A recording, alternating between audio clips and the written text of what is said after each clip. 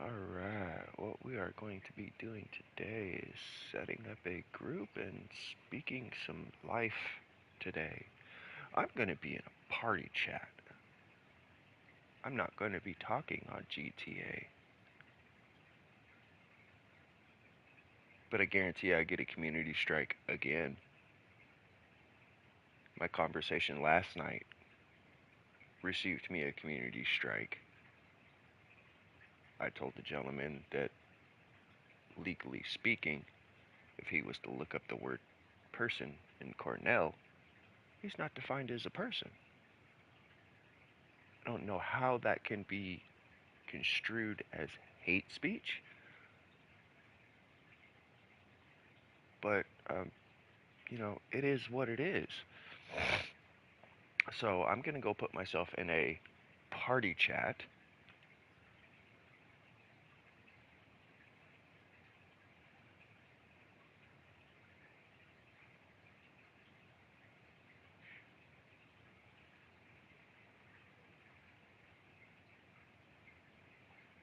I am actively in my own chat right now.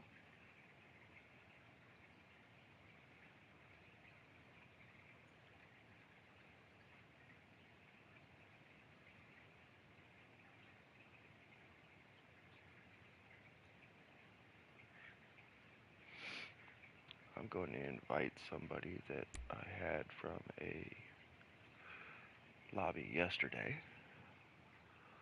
to have a conversation about things. What up? What up? Another fun day. Oh, next time you go to the store, my guy, buy a pack of 9 volts. That or go grab that smoke detector somewhere in your room or in the room next to you and tear that motherfucker off the wall. Because there's a beep that happens about every 30 seconds. And that beep, I just happen to be very, very much in tune to hearing.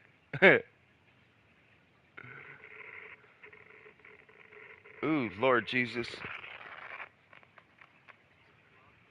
And pull your headphones real quick and replug them back in because the static coming off your line is insane.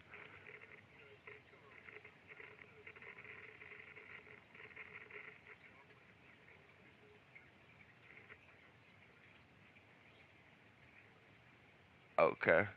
Well, whatever you did when you said messed up, it did something and started to clear itself. Like the static went away and I was able to actually hear you.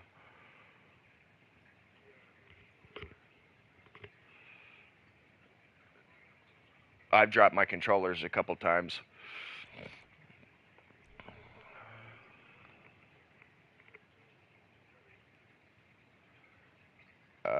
Yeah, I got that same problem. Stick drift sucks. Oh, you're good. Don't worry about it.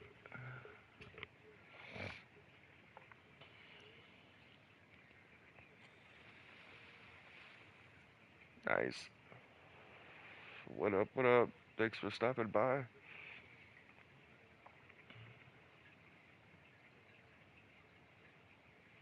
Yeah.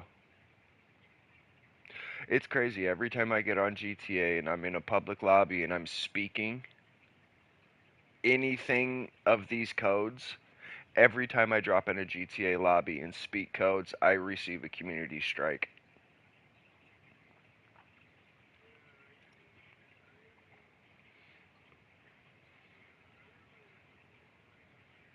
Because it's telling them about certain things that make the system not get paid. What up, Latoya? I ain't seen you in a hot minute, hon. How you doing? I'm on stream right now.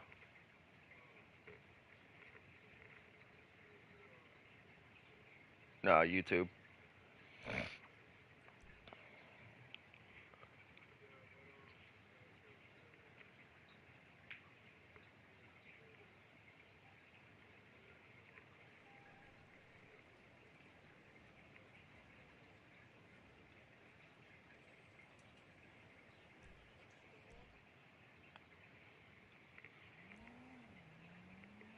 Well, it's not so much about when they're making them, it's when they try to enforce them. There are certain things that are said that cue the system.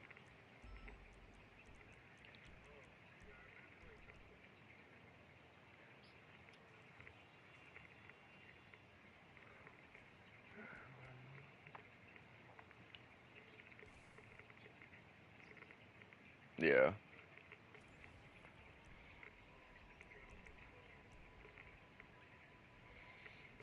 Yeah.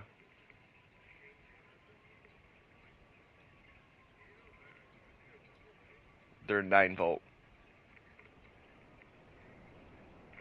Yep.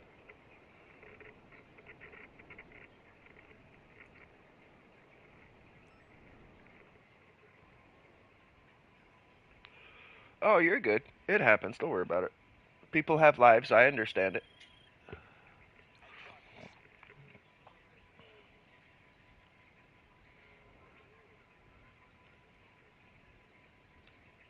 Okay. Gotcha.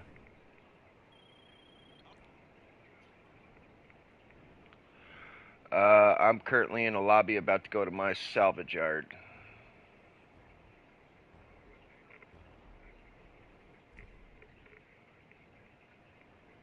Ah, kind of ruined GTA for you, didn't it?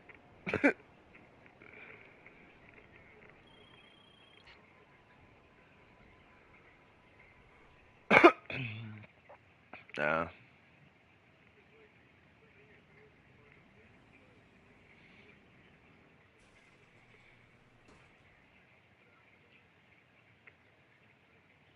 yep.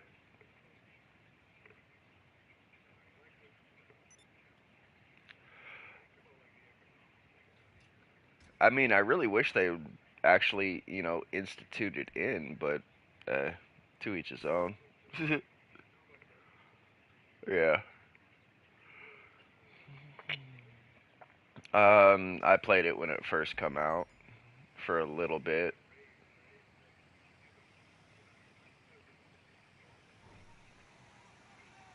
Yeah.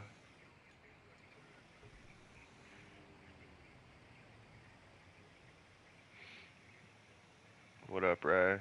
Appreciate you stopping in.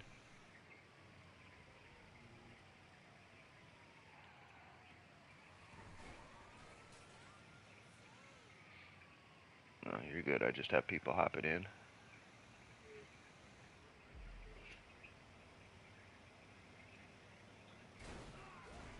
Nice.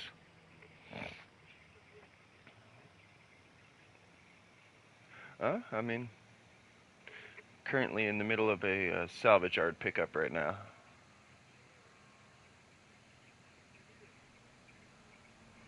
Oh, dude, I'd be hauling ass making money. I try to stay away from fucking heists and shit.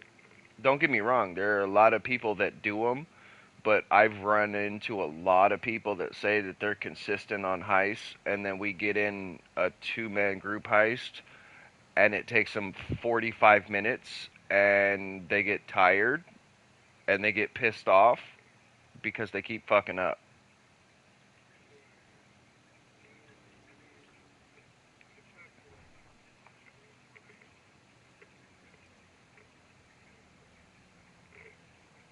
Nice.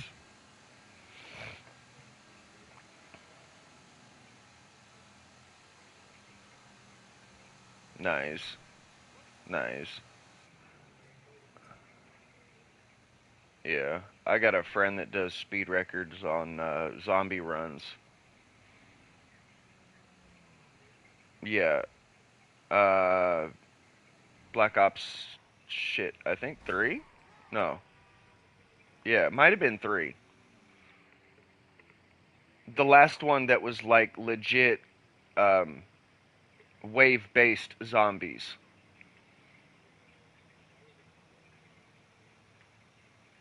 Either Cold War or Warfare or Ops Black Ops 2.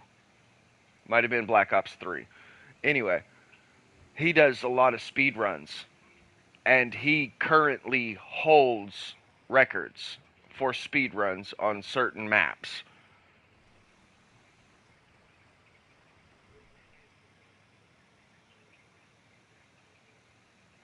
You might know him.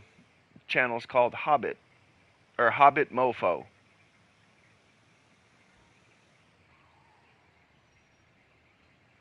Where is this circle? Oh, I'm supposed to get that car.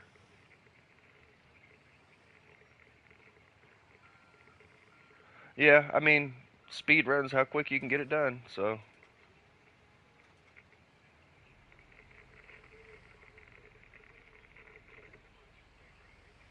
What up, Rocky? Yeah. Act 3? 2 used to be the easy one.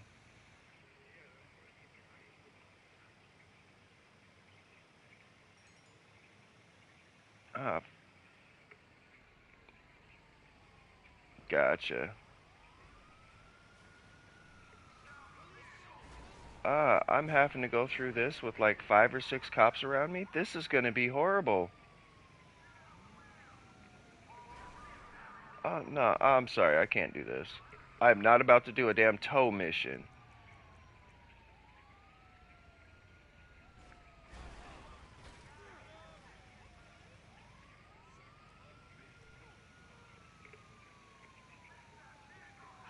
Yeah.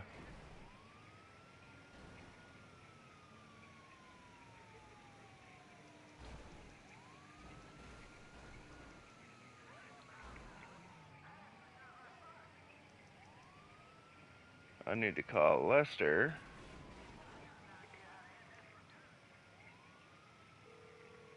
Get these damn cops off me.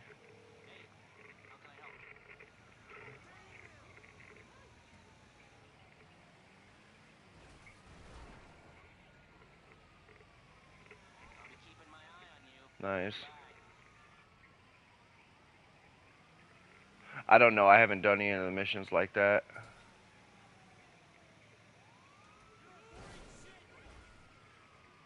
Yeah, I'm doing the tow truck salvage mission right now, but actually doing the missions, the heists, I haven't done those.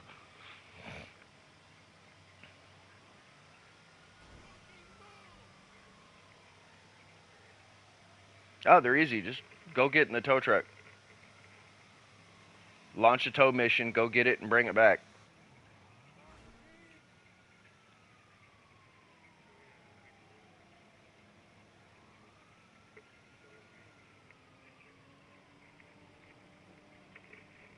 You can only do 2.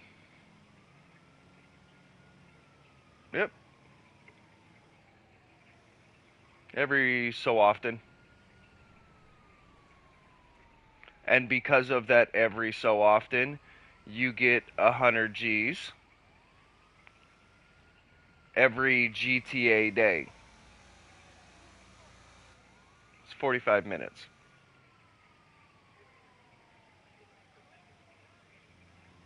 No, for the cars that you go and jack and bring back, it ends up being $100,000 a day.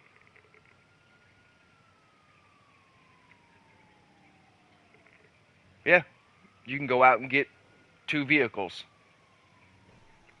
They're not. It depends on which vehicle it is, but it breaks down to 100K an hour or 100K a GTA day. Last time I logged in, I jacked 2 vehicles and waited a day and a half. When I logged back in, I had $238,000 in my uh, salvage yard. Correct. And you don't have to be a CEO to do it. And the lobby could be full of CEOs, and then you hop in and just go do a tow truck mission.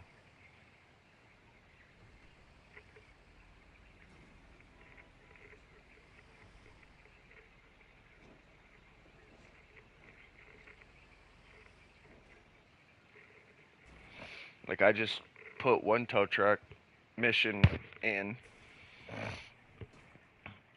Uh, And as it goes right now, I'll go check the time frame.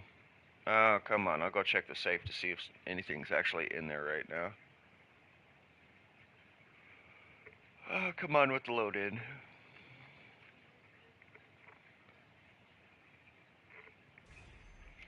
And tow truck services. That's one car in here. Yeah, hey, pull your mic control, your mic port, pull it just slightly. Okay, nothing in the safe. Try pulling it out and putting it back in. Sometimes that does it as well.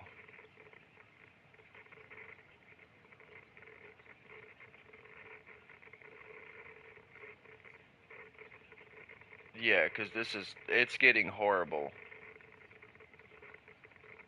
Like I could tell you were talking, but I couldn't make it out.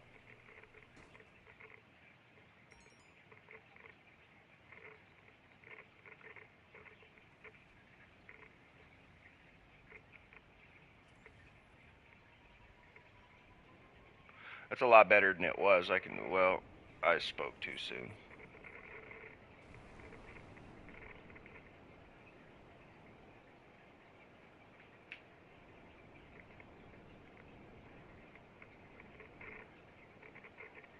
I guess it's just something I'm gonna have to deal with.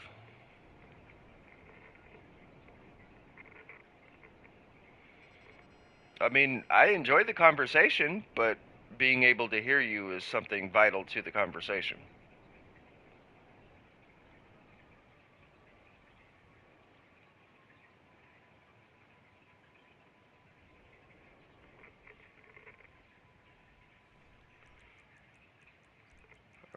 Vehicles, put that away. Here we go. But yeah, a whole lot of that information, since you got somebody that was going there, you should be able to talk to them and pick their brain with some of the information that you hear.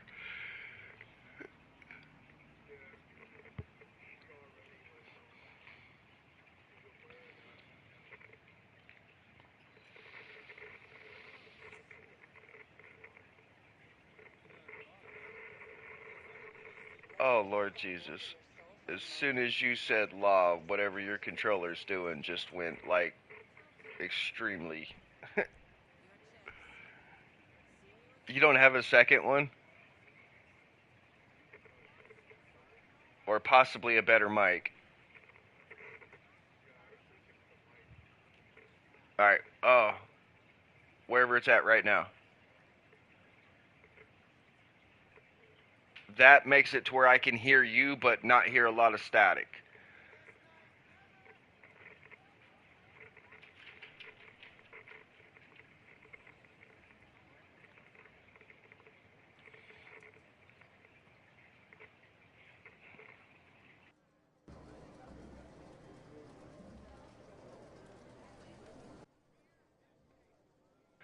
Have you ever tried to turn down like the sensitivity of your mic?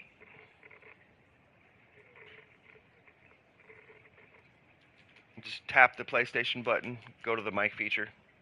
Mine's 2 bars from the left. If I was to turn mine up to full, you would hear my fish tanks in the house. But as it sits right now, I could be snapping my finger right now and you can't hear it.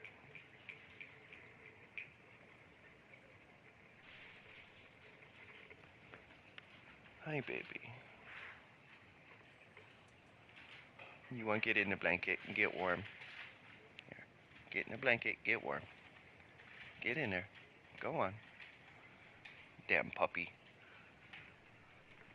Oh, oh. Lay down, mutt.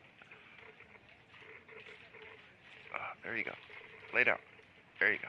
Right there. You're good.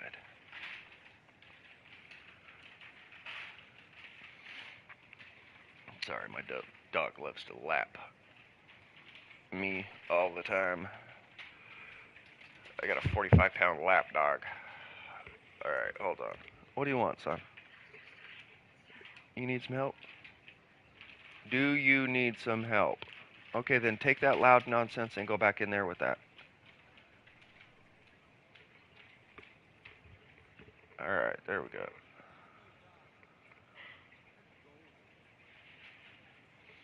But no, a lot of people, they think I'm talking a whole bunch of nonsense when I start speaking this in lobby chats. And they're like, oh, you don't know what you're talking about, and this and that, and this and that. And I'll go have them look stuff up. And as I'm telling them, they get to see it and they get to look it up for themselves.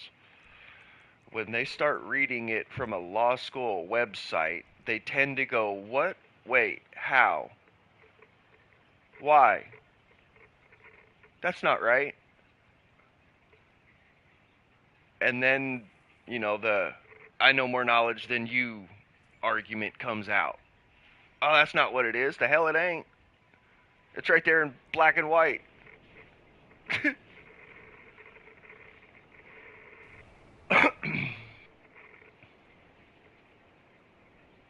Wherever you got it at right, well, wherever it was prior to you speaking.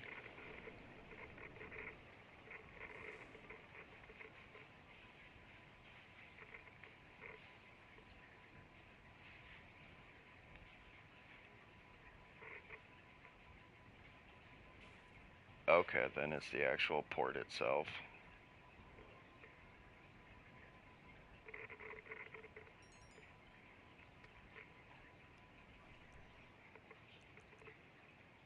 Yeah, it tends to happen like that. My son's messed up my controller a couple times. I got stick drift on both of my controllers.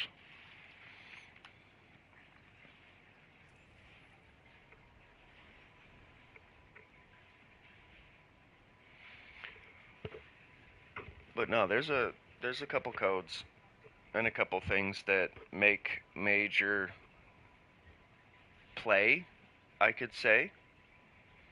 And if you know how to use them correctly and do things, yeah, you could go through with a good faith contract, in good faith, find out, go and get a vehicle, and in good faith, go through with the contract. And as soon as you go through with the contract, you serve them with paperwork stating that the contract's fraud. That's a free car.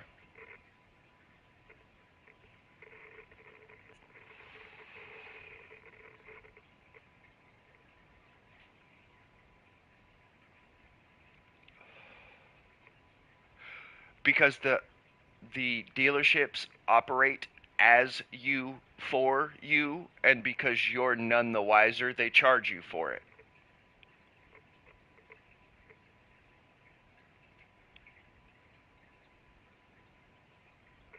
Like, I know it sounds retarded, but who is the creditor? Them or you?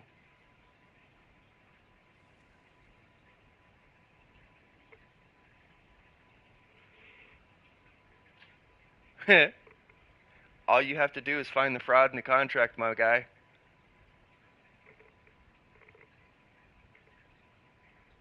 Did you? Okay. Did you hear the portion of me telling that gentleman to look up House Joint Resolution 192? You should look that up. House Joint Resolution 192, June 5, 1933.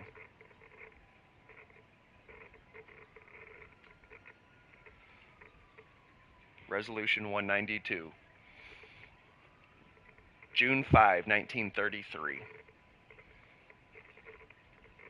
That right there states that the gold was pulled out of the money supply. So our money's not backed in anything. So how are you paying your bills?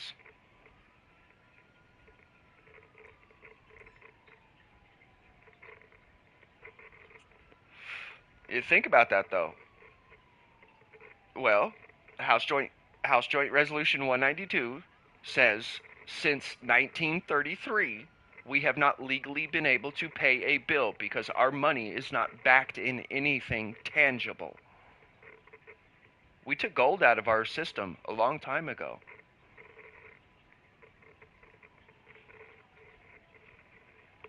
We took legit gold out of currency. Our currency is not backed in anything.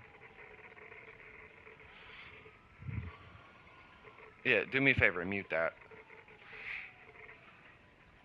Our our finances and our what we call US currency is not backed in anything. It's not backed in gold, it's not backed in silver, it's not backed in dirt, it's not backed in property, it's not backed in oil, it's not backed, period, which means it's useless. It's fake.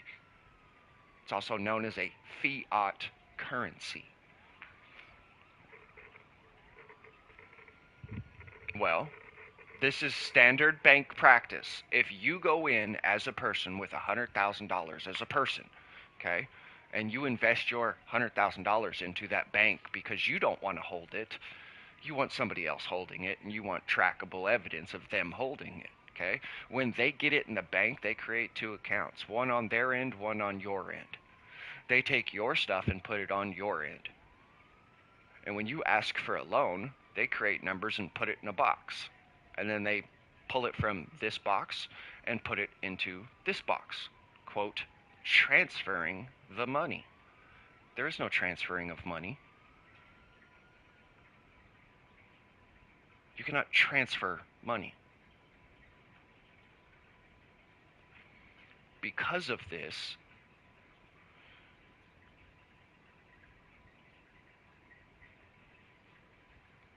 the wealth, because gold got pulled out of the money, we legally speaking have not been able to pay bills since 1933. And what is technically supposed to be happening is promissory notes and discharges of debt. Just for shits and giggles, take a vehicle that you own outright. You paid the title off. You, quote, have the title. Do a lien search on your VIN number and see who has a lien on that title. Because the previous car dealership has a lien on it. The dealership before that has a lien on it. Every dealership it's ever touched, it's had a lien on it. My wife went and got a car. They put a You know how when you go to a mechanic shop and you need repairs done on your car, and you think the repairs are going to come up to $1,500, but the mechanic tells you that you blew a block, he had to replace the block, you bent a couple pistons because of water damage, blah, blah, blah. It no longer works. He has to replace it. Oh, God damn it, I forgot where I was going with that one. Anyway, okay. Okay. But let's say you thought the bill was going to come up to $1,500, but you did not get a quote before telling the mechanic he could have access to your car. Now, whatever the mechanic says is the bill. And if the mechanic wants your car, the mechanic can get your car. And if you don't pay the bill, he can file what's called a mechanic's lien, stating that you owe him money and you are not going to get your car until you pay the money. And if you don't pay the money, he takes your car as collateral for the debt. He takes your vehicle and keeps it because you didn't pay him.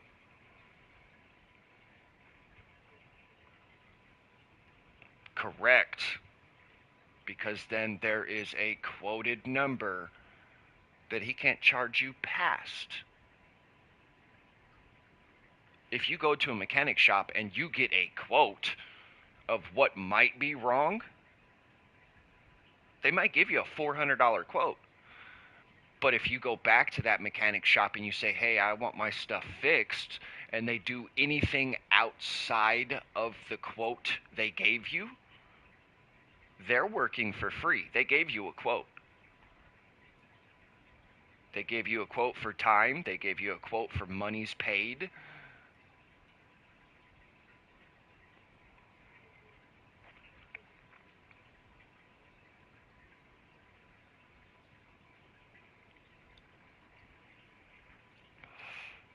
they immediately have to go back into talks and a new quote.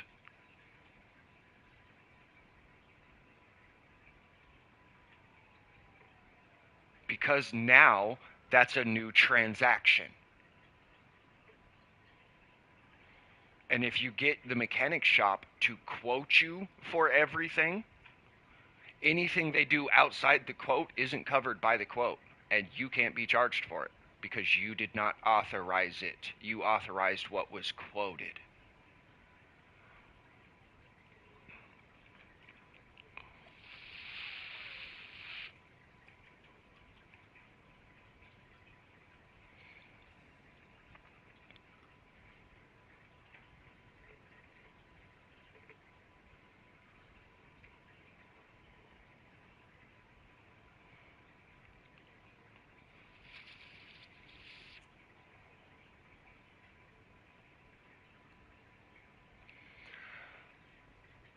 They would have to call you up and say, hey, on top of the quote, I additionally found this. If you would like to come in and blah, blah, blah, I can show you.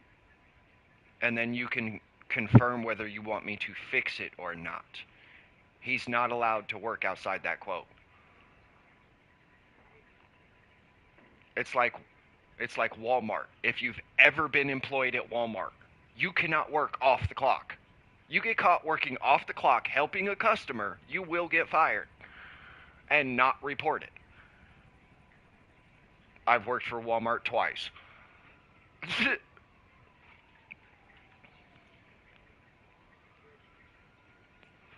Good.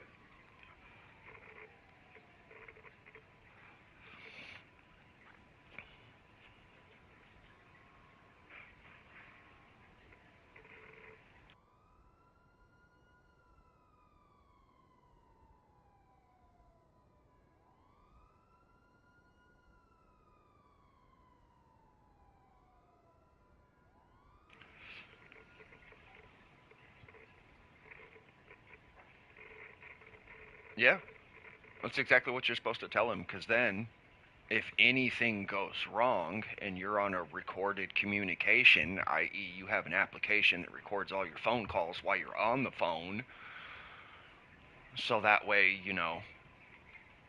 people understand that, you know what you're talking about. You're not going to get caught up in nonsense, no bullshit, no side drama, no blah, blah, blah. All right, give me 30 seconds. I got to change my kid and get him some breakfast real quick. I'll be right back.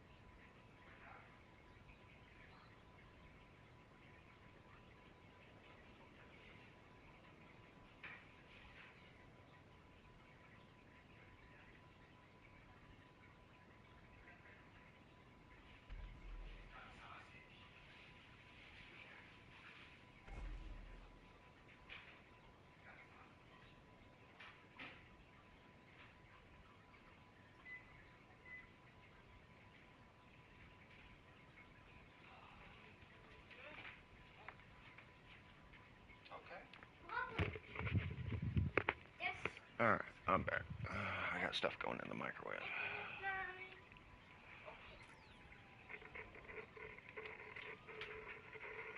You're going to have to speak up just a little bit. The static's going too loud.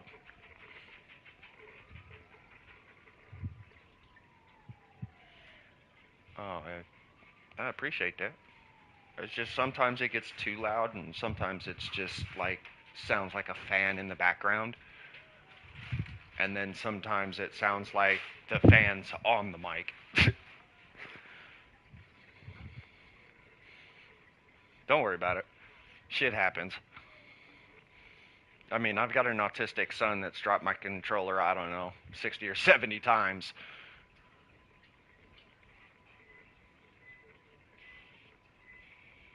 Yeah, full bore headset.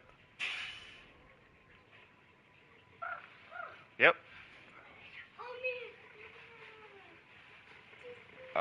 It is a.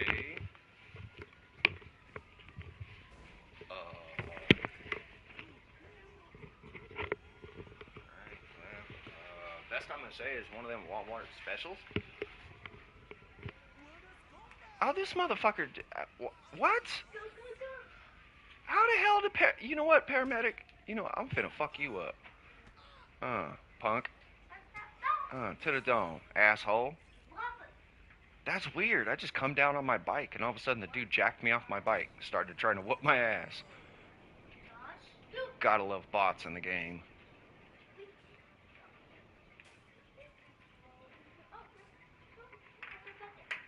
I guess you could call it the Walmart special.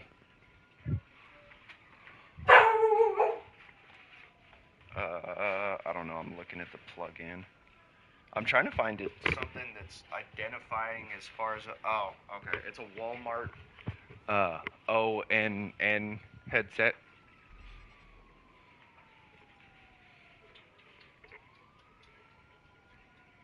ONN is the brand.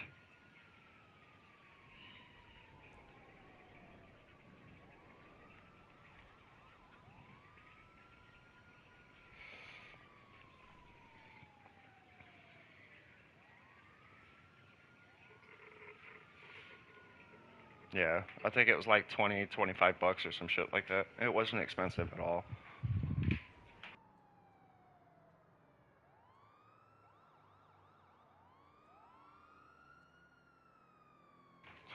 I've dropped my headset, my controller, headset out of the controller while the controller is being dropped.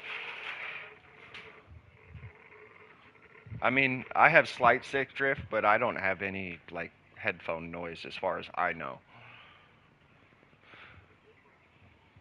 Come on, Seth, come eat. Hi, sissy.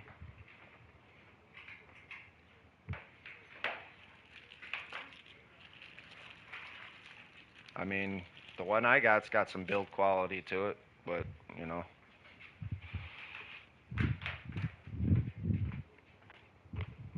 I mean, it's got some.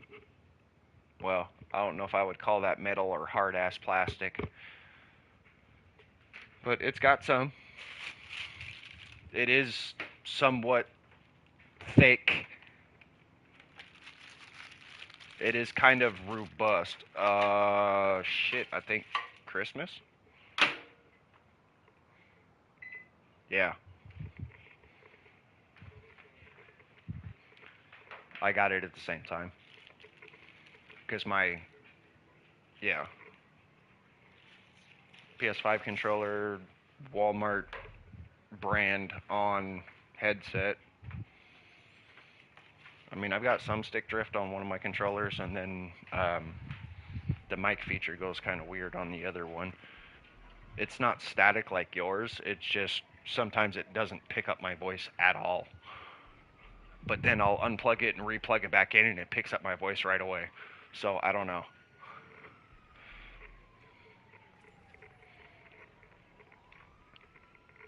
Well, this is what I was trying to tell you. If you tap the PlayStation button and go to the mic feature, you can go to the sensitivity. My sensitivity is 2 bars from the left.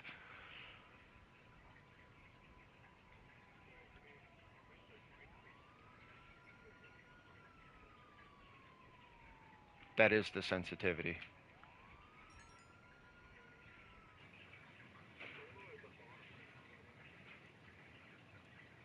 Okay. You should be good then. Yeah, you should be good then.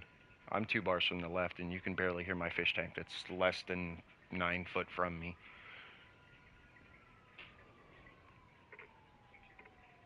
I mean, if you can hear water running in the background on mine, then yeah. But when I go look at my sensitivity, just like you just did to be able to hear yourself, I can hear my water in my own sensitivity test, but for some reason you guys can't hear it.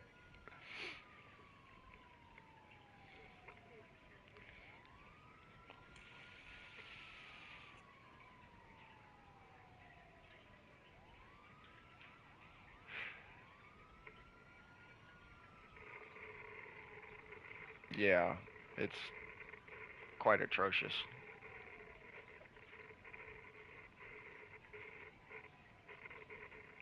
Good God.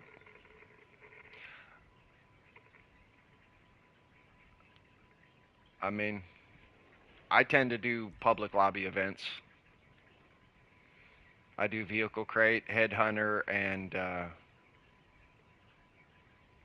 crate business through CEO.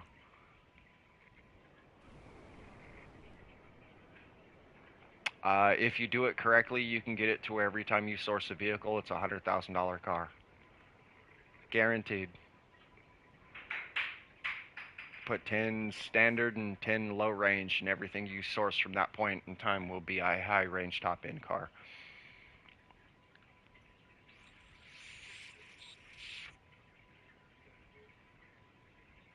Yeah.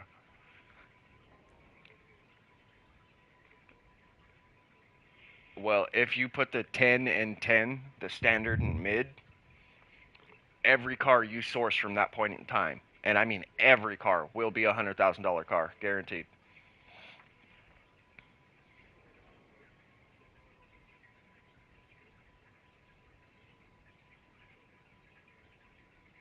I've never seen it go back to random. I've filled my entire garage with top end vehicles and never received anything other than top end once I put 10 and 10 in.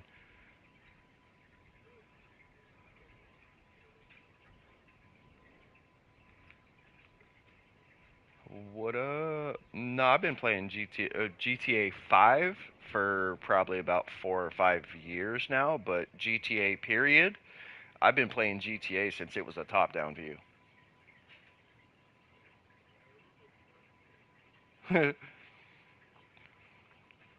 Having the straight top down view where only thing you could do was jack cars and drive around. And taxi missions.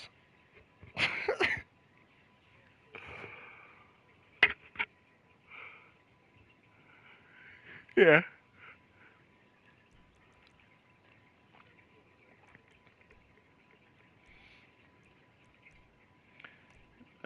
Do, do, do.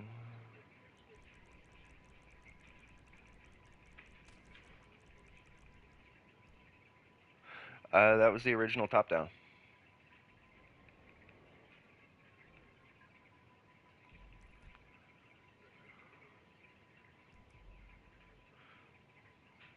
Gotcha. VIP work. Let's go ahead and get this headhunter done. One, two. Oh, Lord Jiminy Christmas. Plus, I got 2 red dots here. Great. That's okay. I play in thermal. People don't like me.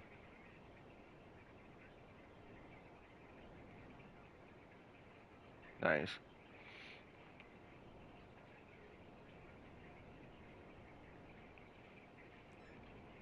Yep.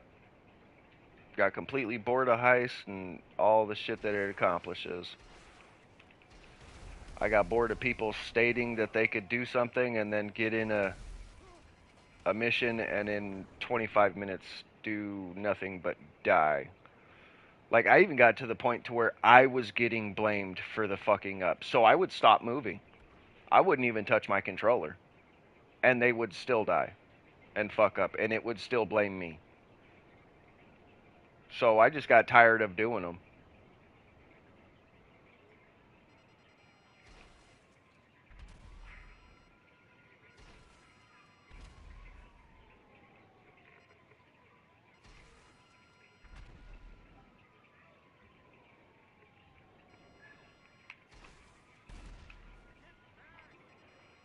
Thank you. It finally gave me assassinating the target after 4 missiles hit him in the face. Gotta love that. Yeah. Yep. Takes me less than 4 minutes to do it.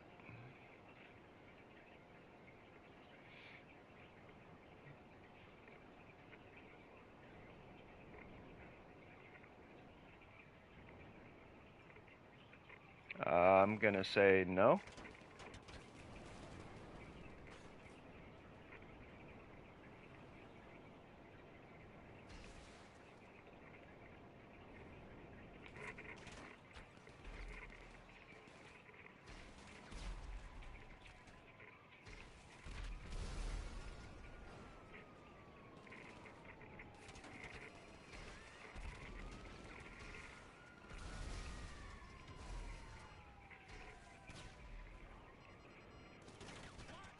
Oh, god damn it.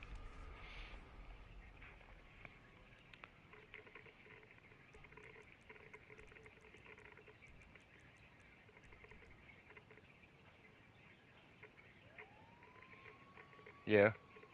It's a quick series of events if you can do crate, cargo, vehicle cargo, and fucking headhunter. Mm.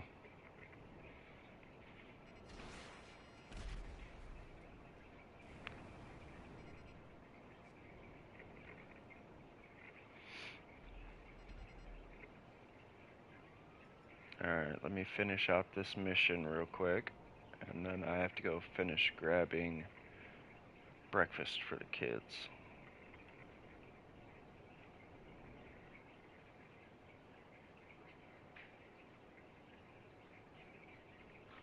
Oh, I mean, by all means. I'm game for it. At about the third wipe, I'm hopping out, though.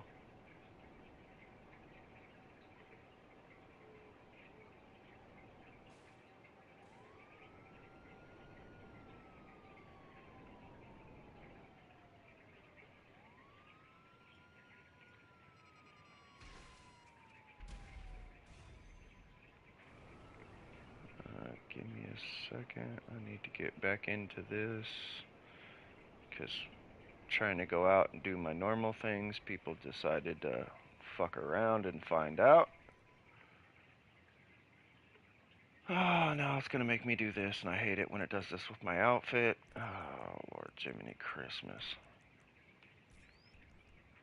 Guarantee I receive a voice chat communication problem today. Watch. And I promise I'm just going to send them a clip, the link to the stream. I'm tired of being reported because people don't like me speaking on GTA.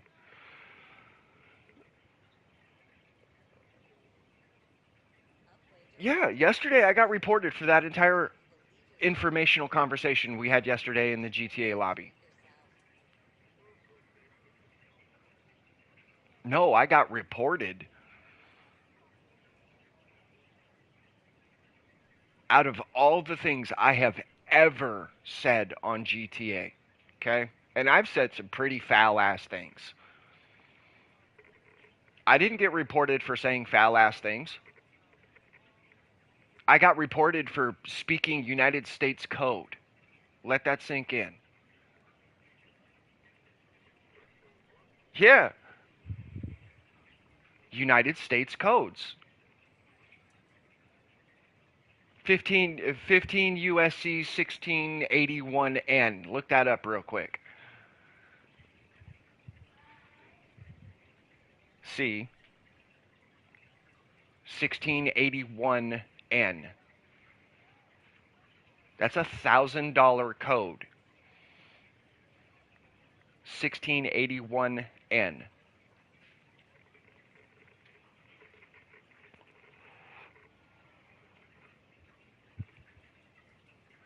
If you have a debt collection person, company, saying that you owe them debt, when they call you, tell them you no longer want voice communications, you want everything sent in writing. If they call you after you have said that, you issue them that code in a letter stating that they're not following your wishes. and that because of this code, they're going to pay you $1,000 because they're not listening to you. It's your credit report. Did you tell them that they could put that on there? No. By telling them to take it off and that their, quote, debt isn't correct, it's an error on your credit report. And if they don't fix that error on your credit report, you're going to issue them this code. And it's payable to you.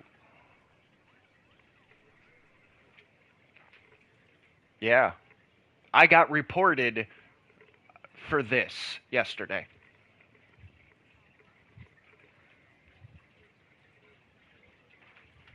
It's the only thing I was speaking trust law, U.S. codes, and that's it.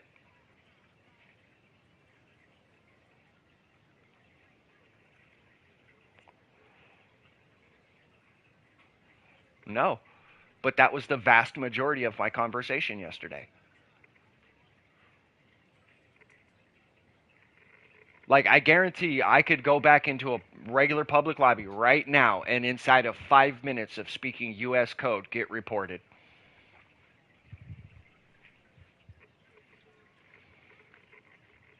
Yeah, if you look at the screenshot I sent you, that was the second time I had been reported.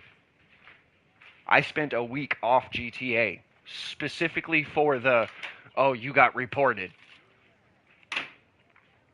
So that way the time frame for GTA and, quote, me being in, I guess you could say, bad mode or being on restriction would go away. And as soon as I brought back US code to the public lobby reported me.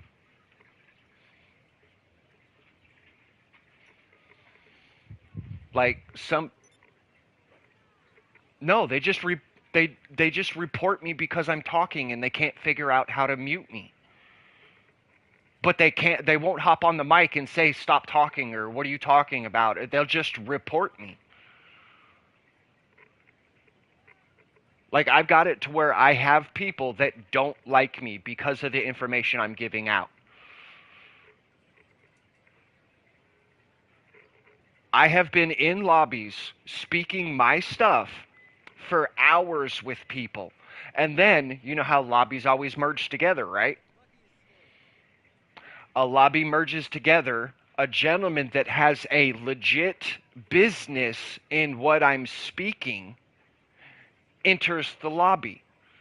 Oh man, stop talking about it. What you mean stop talking about that? If you ain't talking about it, you ain't doing your business, my guy.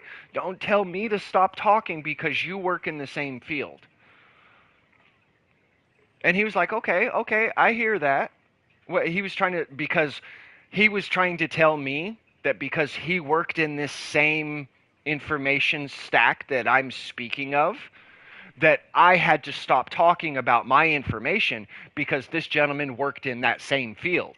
I simply told that gentleman, well, if you work in this field and I'm giving out information and you see these people are biting on this information, why don't you capitalize and add on additional information that I don't know, and then I realize that there's somebody greater than me in here, and I bow out to you and let you start speaking the information. He didn't take it that way. He took it as somebody's trying to bite in on his business about giving people information and sauce of where to go to really do things and help somebody versus charging them for the information. Pretty much. Only he would charge for the information that I was giving. And when he said, oh, you need to stop doing that, I'm like, man, if you work in this field and your mouthpiece isn't running about the information that you know and can help people, you're selling yourself short, my guy. Stop trying to stop me. Why don't you pick up some of my hustle and put it into your shit? And he was like, okay, fair enough. I see what you're saying. And then I got reported. And then I waited a week. and hopped on. That week was yesterday. I got reported for yesterday's conversation. And I'd be quite surprised that I don't get reported for today's conversation. Coincidentally, it also happens to be on days that I link US codes to people in PlayStation chat. Let that sink in, my guy.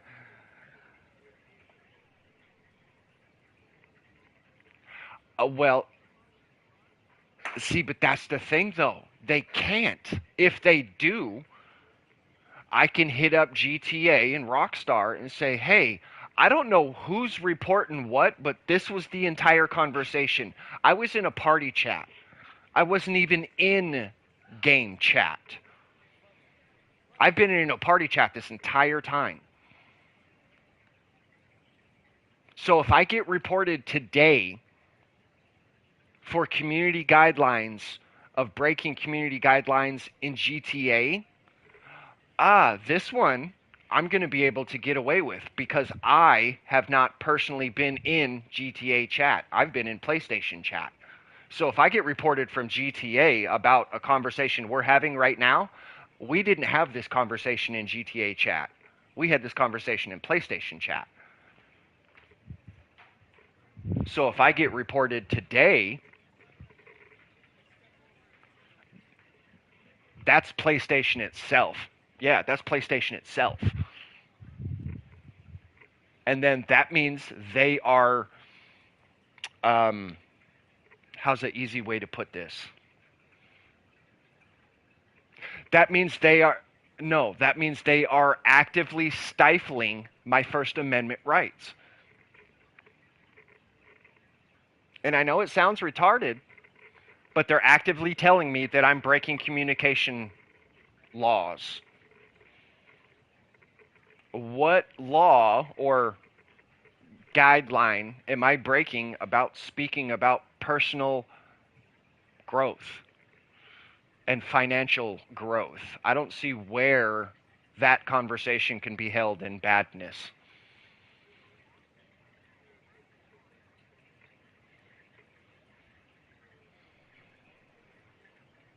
Yeah.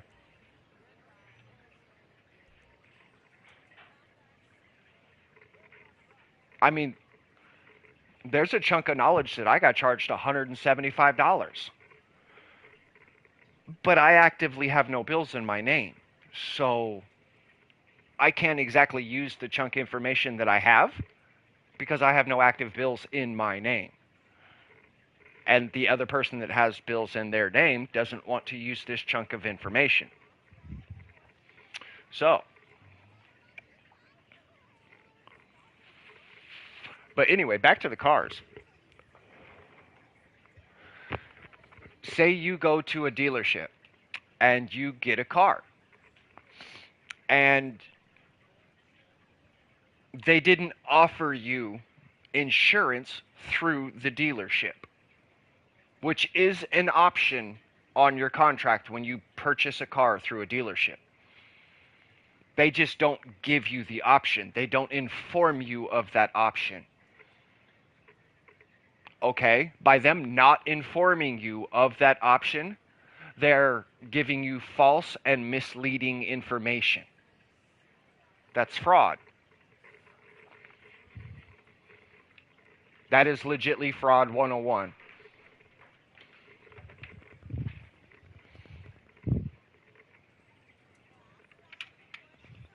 Well, this is what I was saying about the in good faith. Okay?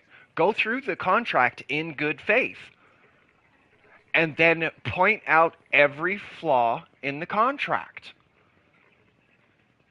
House Joint Resolution 192 says we don't have any money. Our money's not backed in anything. So you're asking me to pay a bill with something that's not backed in anything. How am I going to pay that bill? You understand?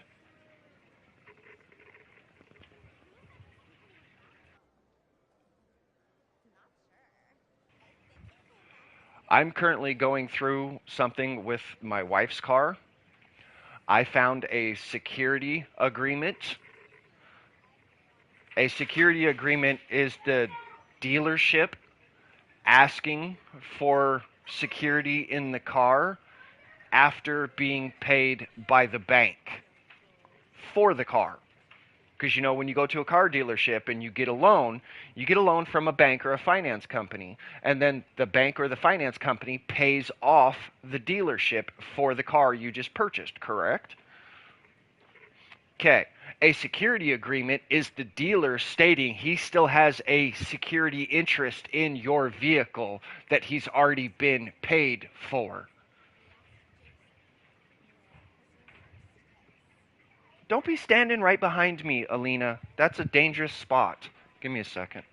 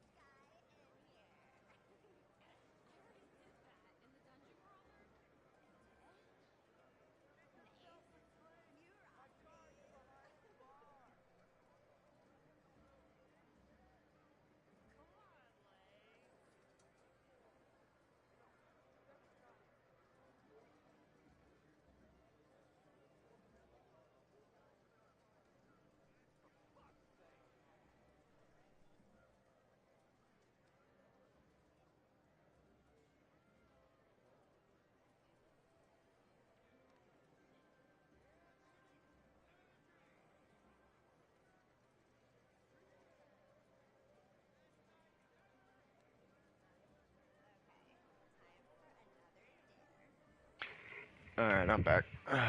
You get one, she gets one. All right, now what the hell was I doing? All right, stacking bread. Oh, come to find out, the dealership put a security agreement on her car. That's the dealership saying he still has a financial interest and obligation into her car that he's already been paid for. That is fraud.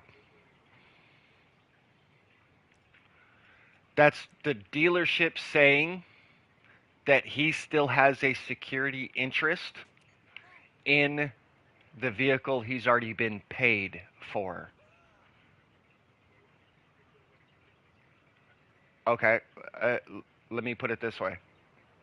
If if I was to come and purchase a vehicle, sorry, if you were to come and purchase a vehicle from me and the bank gave me a check for the price of the vehicle I just sold you, that means I have been just compensated for said correct.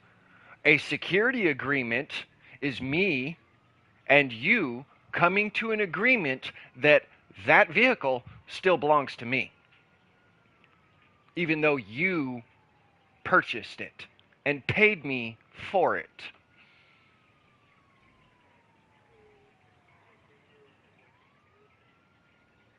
The dealership says he has a security agreement on a vehicle he's already been paid for.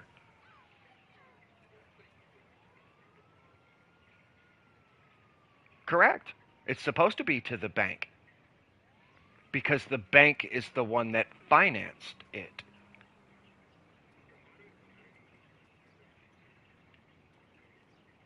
He duped her into signing the agreement as stipulation of purchasing the car.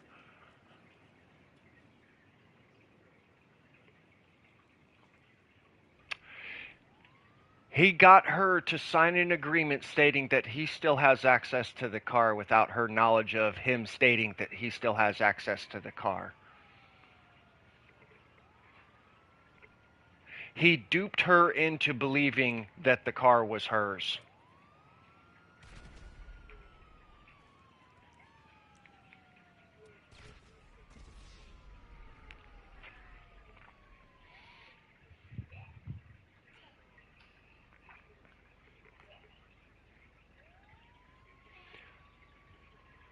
Because of the security agreement, yes. Nothing. They're going to ask to see if I still have the vehicle, and when I don't have the vehicle, they're going to write it off as a collection. And the dealer gets his car back. And then I have to pay the dealer for the money lost, even though he got his car back.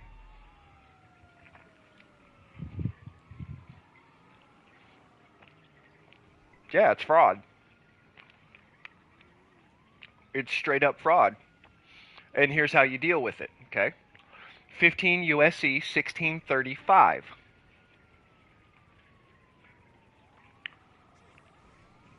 Right to rescission. You're allowed to back out of a contract at any time.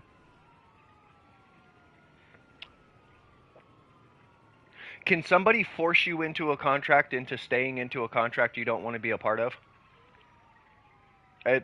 You asked a simple question. I'm trying to give you a simple answer. Can you be forced into a contract that you cannot back out of?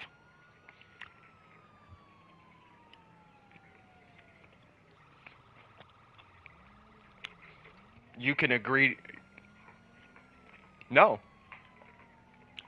You are legally allowed to exit any contract you want at any time. It's called the right to rescission. And specifically on a car, it is 3 years. Yeah, it says it in the code itself.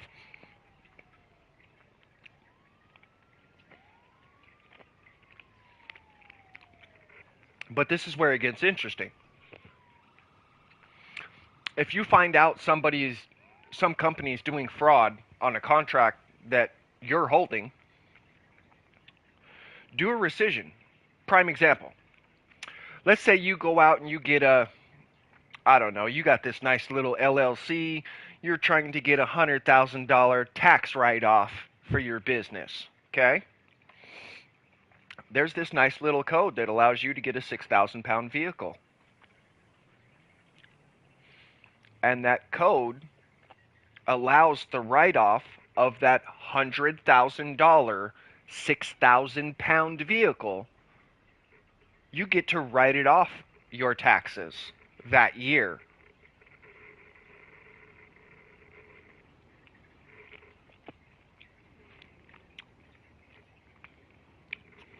Taxes, period.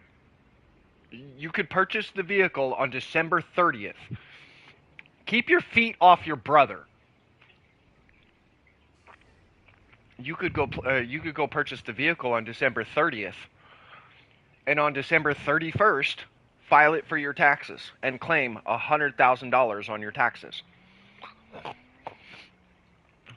as a tax write-off. But anyway, back to the getting screwed with a car from a dealership. You go in and get a car from a dealership. They tell you it's $1,500 down and $399 a month. They're lying to you right off the bat. No dealership may require a down payment when financing. Yes, it's law. Matter of fact, give me about 10 seconds. Let me grab my phone. I believe it's 15 USC 1611. Advertisement of down payments.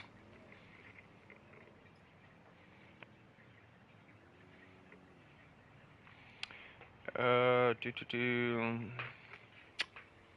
It is. That's abatement. That's that. That's purpose.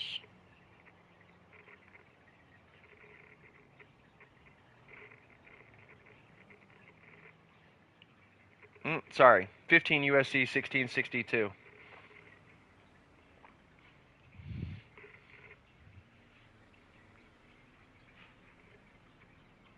Advertising of down payments and installments.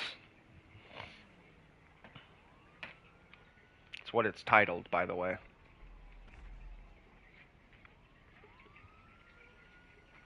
They cannot legally tell you that you are required to make a down payment when financing a vehicle. Legally, it's illegal.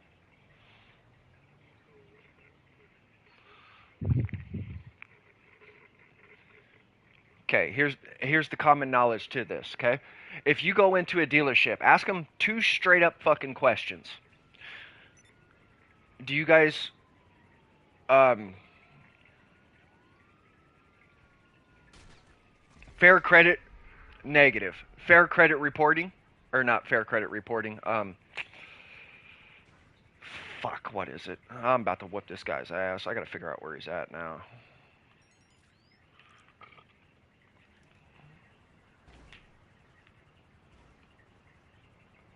Where you at, homie?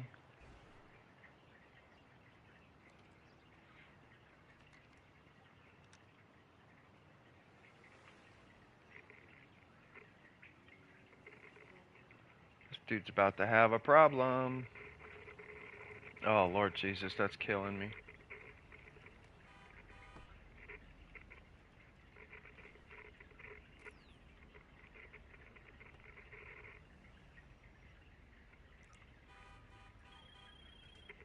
All right, there we go. Um, say you go in and you're going to get a car, and they say 15,000 or $1,500 down and $399 a month. You pull out the little 1662, and you go, "Hey, advertisement of down payments is illegal. 15 USC 1662." And they go, "Oh, okay. Well, here's your car." But you tell them, even though it's not required by law and it's illegal for you to ask it, I'll put $500 down. I'll work with you because the down payment you're giving is a portion of that gentleman getting his paycheck. Because if you didn't know, most car dealerships work on commission. Okay? Now, mind you, the sheep selling you the car believes he's doing a good job in selling you the car. He might even be the best sales guy they have. However, everything he's doing is fraud. If he didn't properly tell you that you can receive insurance through the dealership, he didn't properly inform you of all your consumer rights. That's fraud. If they ask for a down payment in the time frame, that's fraud. That's two strikes already. He's asking you to pay in a form of, quote, money that does not exist. That's fraud. They are asking you to do something that, legally speaking, we haven't been able to do since before we were born.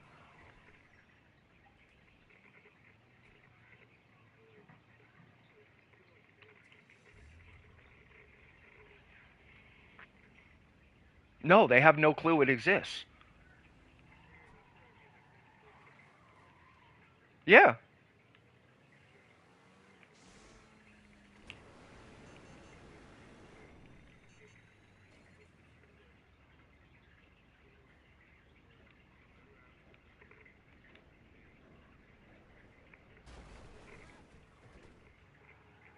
Then you're in a good faith contract and you found an excellent dealer.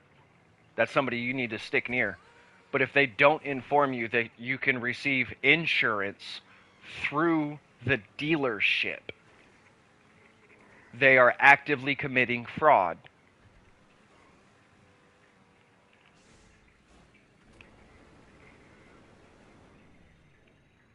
Me? We currently have two. I know where you're going with this, and this is where I'm going to state this. I can't make my wife do anything with her stuff that she doesn't believe exists.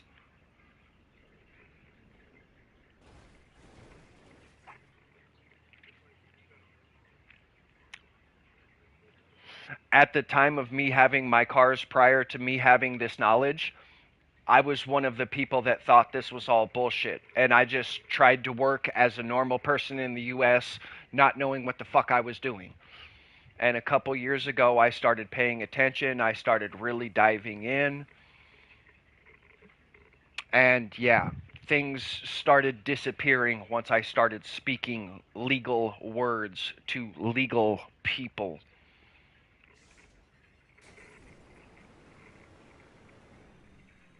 Well, I spoke a certain word to a Bureau of Child Support Enforcement,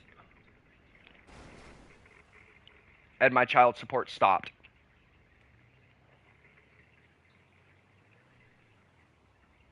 Now, mind you, I have the child that, quote, I'm supposed to be paying on for child support.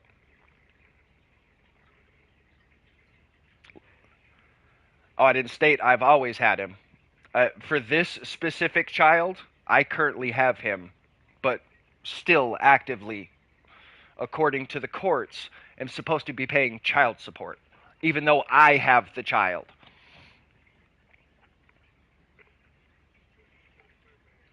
Go ahead. Correct. Mother would not allow me to have options to them.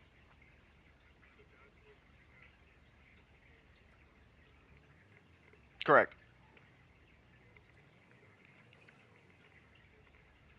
I mean, one state's still trying to say that the balance is valid, but one state completely wiped the balance. So I'm kind of confused. Well, the state that says I owe this much money can't even talk to the other hand or the other finger on the same hand in the same state. They can't even get their balances correct. They're trying to register a balance that's old after a court order that dropped it down a significant chunk. That's an inconsistency on my credit report. It gets taken away.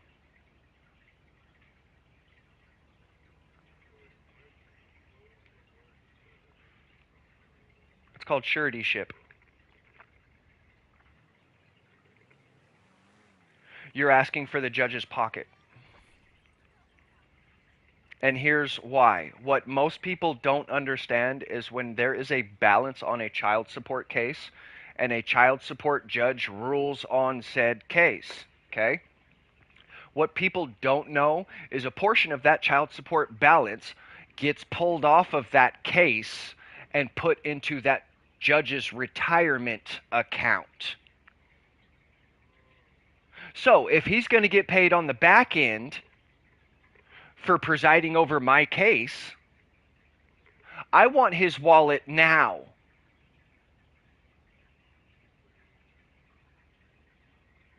If the judge is going to get paid on the back end for presiding over my case, I want the judge's wallet now. If he's going to get money later down the line because of me, I want that money he's going to get paid later down the line accessible right now. And I know it sounds retarded, Negative. Negative.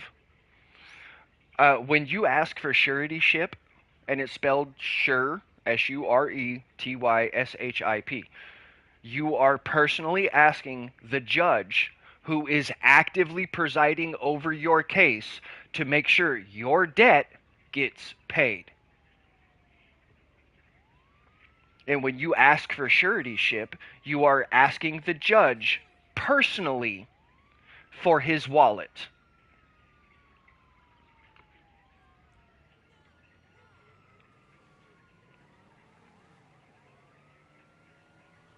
No, he's going to be personable, responsible for your pocketbook.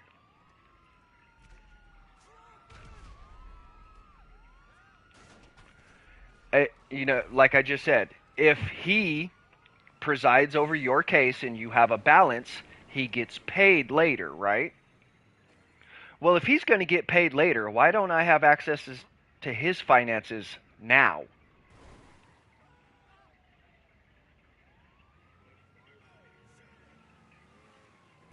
Because he's going to get paid because of your finances later.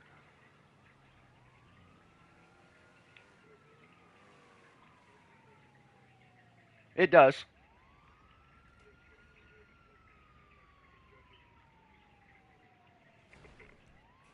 The debt.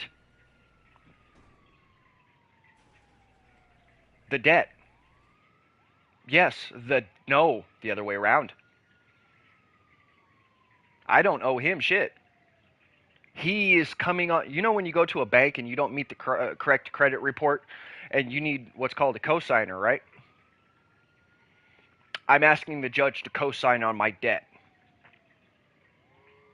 And when the judge won't cosign on the debt, your case didn't get presided over. Do you have a case anymore if a judge won't touch your case? There you go.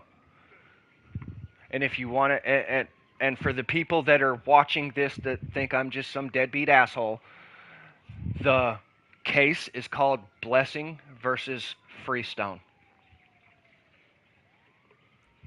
Child support was put on the stand. And child support had to admit, because of the agreement they have with the federal government, in lieu of receiving funds, that they have no power. They gave up all their power when they took the agreement with the federal government, and everything that they're, quote, allowed to do, there is no backing for them to do.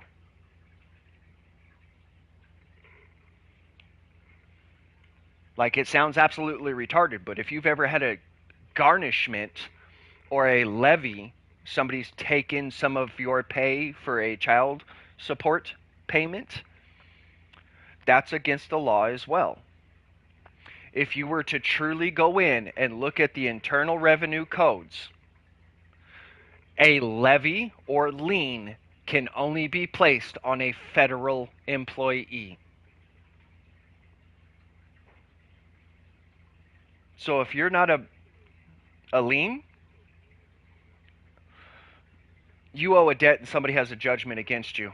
And they're going to take it regardless of what the hell you say, because they're going to take it straight out of your bank account. And you don't have options for it.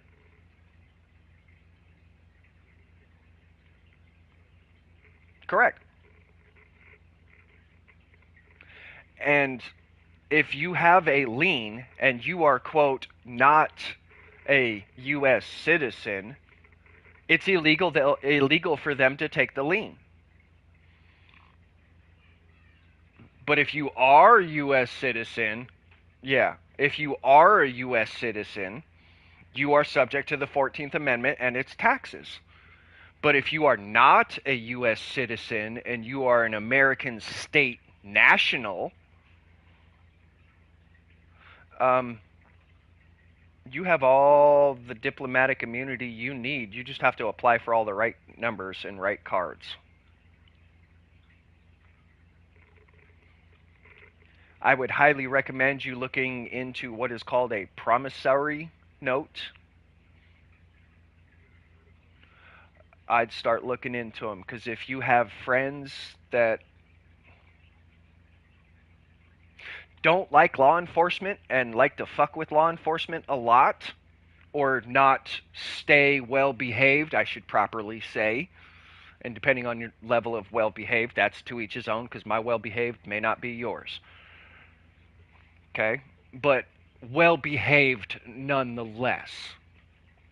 Not creating victims, I'm not creating any problems. I'm helping people. I'm not creating problems. I'm just helping.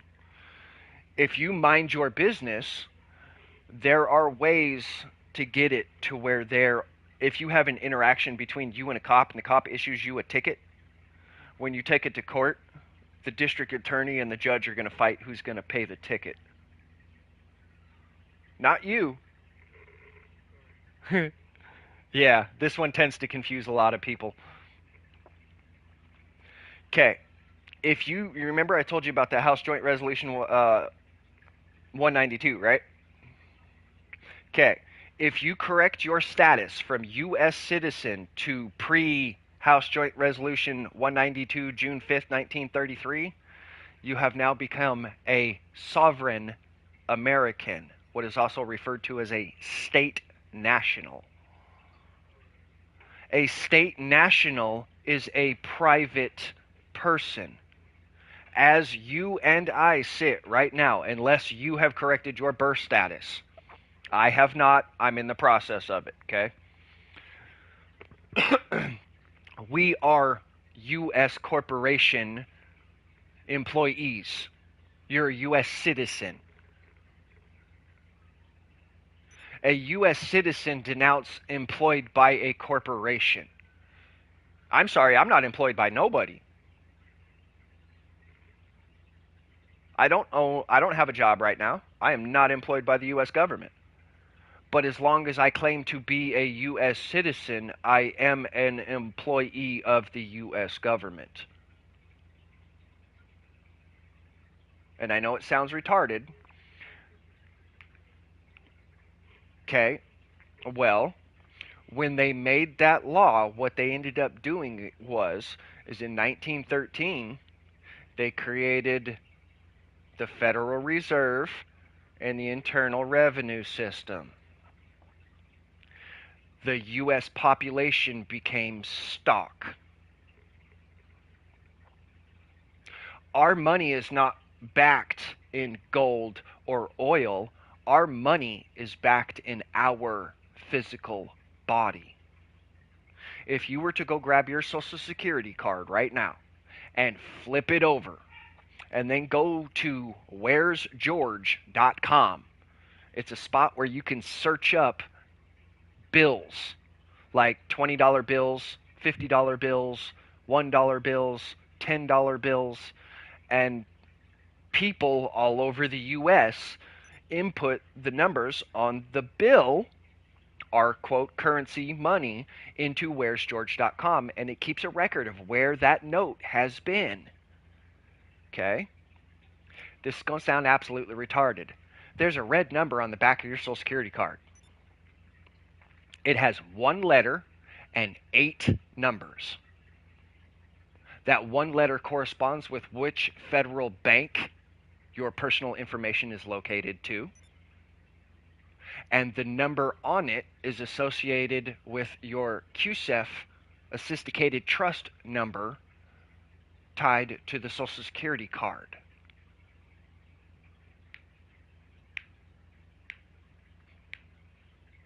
Wait until you figure out how much your birth certificate's really worth.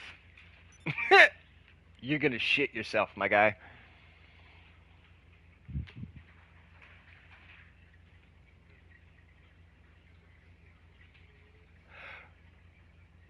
Okay.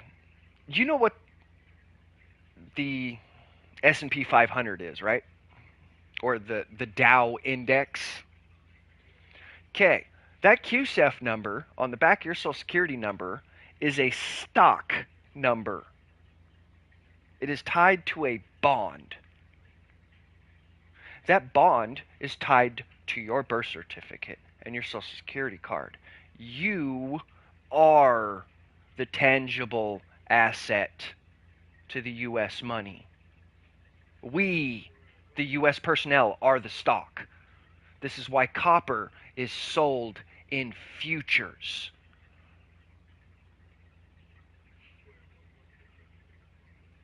Copper is sold in futures.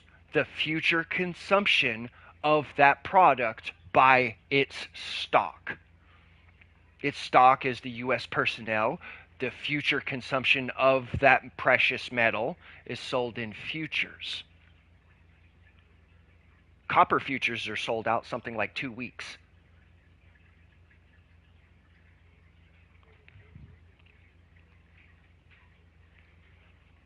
Everything. Fucking everything. I don't know, electrical wiring. Computing and uh, correct. That's where I was trying to go with that. I get tongue tied sometimes.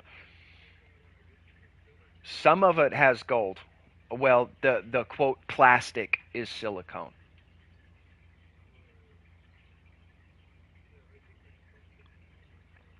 Yeah. Cell phones have gold. Most of the connectors are gold, but the pathways are copper.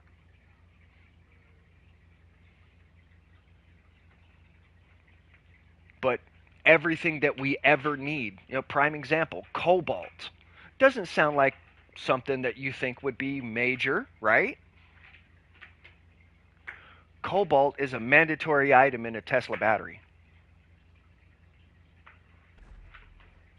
Or, sorry, in a hybrid battery. So that one hybrid battery for the Tesla Cybertruck that weighs 8,000 or 6,000 pounds just in batteries alone, if you were to look up a cobalt mine in Africa and look at that and a Cybertruck, people are going out of their way to pay for that Cybertruck, but they're not going out of way to help the people in the village that are fighting to eat so they can go down there and spend 3 days to find a chunk of cobalt that's half the size of a dime. And that be their month pay, and they might have got $2. But they bring it to the US, and that same amount of cobalt is worth like 25 grand.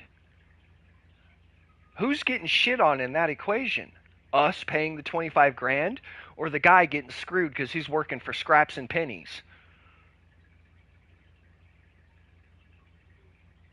I'm trying to get it to where the guy that's working for pennies stops working for pennies and starts charging dollars.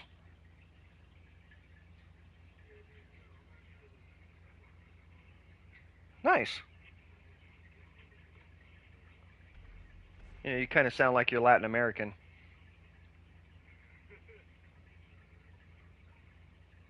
That or it's just because of the language spoken in that area and I'm picking up Latin descent.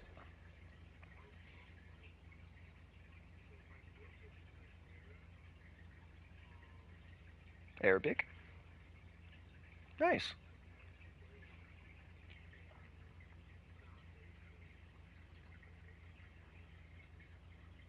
You happen to be an army brat? Or a military brat? The only reason why I say that is because, you say you're there, you're here, you've been there, yeah.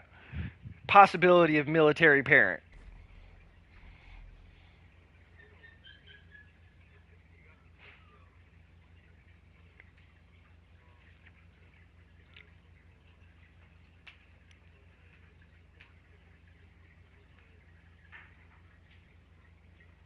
Gotcha.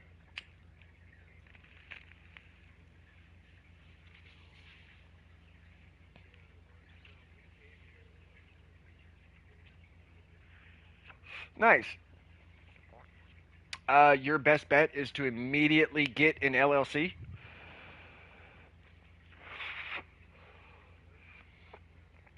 Oh, dude. What LLC? Your name. Your name. Here's why. Your name is a business. As it sits right now, you are a business. You are an image, are you not? Okay? If you were to go to a certain, I don't know, shirt graphic company and come up with a design for, I don't know, let's say you got a YouTube channel because you like playing GTA. Fuck it, why not? You go get a graphic and you get yourself some merch. You are sporting your own merch. It's yours, it's your channel. It's your merch. You get it? A lot of the YouTubers wear their own gear. They wear their own merch. They are the business. So everything that requires of them to be the business, putting on socks, having good shoes, pair of pants, decent quality underwear, some good hygiene products, um, transportation to and from, gas for transportation to and from, insurance from to and from, life insurance because I'm me. Those are all business expenses. Every single one of them is a business expense because it's what's required for the business to operate. Do you want to live the tax-free life? Go LLC your name. Copyright it and trademark it. And here's why. You can't be hauled off into some courts without them paying homage to your trademark copyrighted name. They have to pay you for using your name.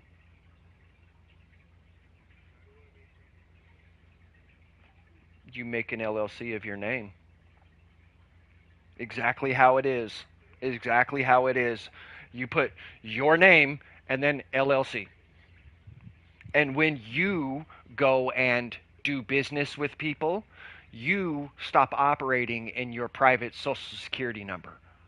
You start operating in the business EIN number. Now, everything you do is tax-free. You're a business.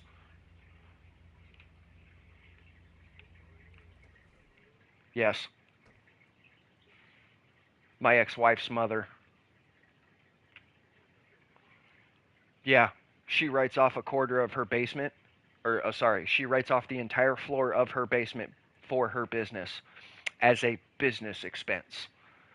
A quarter of her house note is covered by her business. She has a consulting business in Colorado. She used to do a lot of, I don't want to get too personal, but, well, I mean, mind you, I'm also streaming right now, too. So all of this is actively on there. She did a lot of business with the state in state means. And it worked out to where they started coming back to her for the knowledge that she had because of the positions that she held. She had a very lot of knowledge that they could use that they weren't actively using because they didn't know it. And once they started knowing it and they started using it, they started calling her and she started doing her stuff. Give me 1 second.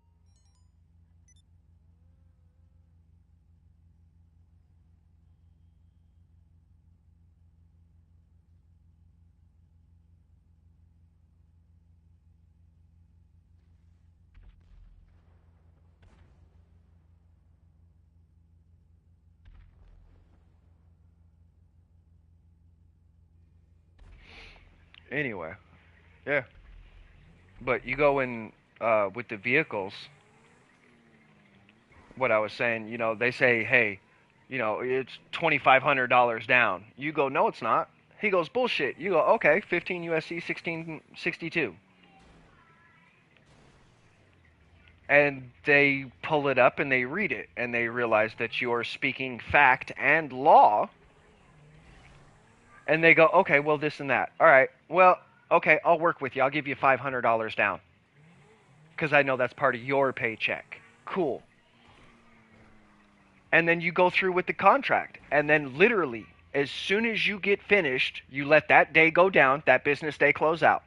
Start of second business day. You walk in, you hand him a sheet of paper. You say, hey, I know this contract's fraud. Here's fraud count number 1. Here's fraud count number 2. Here's fraud count number 3. I want the vehicle and my money back in bank credits. Bank credits are derived as a dividend of being paid from something they own. Well, they're a dealership. They don't own anything. They don't own the cars at the dealership. They're actively paying a commission on the cars in a dealership. When somebody leaves a car at a dealership and says, hey, I'll leave it here for commission, and then that car stays at that dealership for the next 2 years, that dealership doesn't get a commission until that car is sold.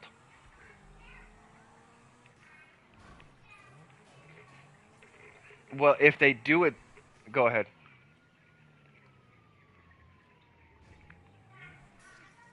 Well, where I'm going with this is if somebody, what the hell is it called?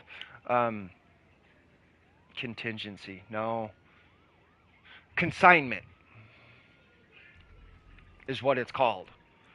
If you put something somewhere and you got a nice upper end vehicle and you leave it at a dealership and you say, hey, can you sell this for me? And he goes, I can't give you a time frame, but would you willing to do it on consignment? That means he's going to take a portion of your payment when the vehicle does get paid or sold as his payment. Because, you got to pay somebody for services of storing something for some time frame, right? Okay, that's where consignment comes into play. But when you go into a dealership and you go to get a vehicle and they say $1,500 down, otherwise you can't have the loan, they have violated your consumer rights by telling you false and misleading information that a down payment is required. It's not required. Matter of fact, it's actually actively against the law. So, if they require you to put a down payment down, that's fraud strike number 1. He's going to put a security agreement on the vehicle. That's fraud strike number 2, because he's already been paid for his vehicle by the finance company that you financed the vehicle with. And he's asking you to pay something in something that's not backed in anything. He's asking you to pay a determined amount of monies with nothing that's backed in monies. And I am saying that correctly. M-O-N-E-I or M-O-N-I-E-S, monies. Yeah. It's a legit word. It's not just a play on money. I'm dead ass serious too. Yeah. But having the difference between something you can pay and it's legal and something that's not legal and they're asking you to do it. Well, we haven't been able to pay a bill since 1933. And anybody that actively pays a bill is being duped.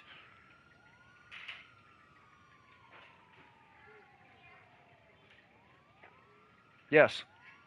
My son knows 2 people.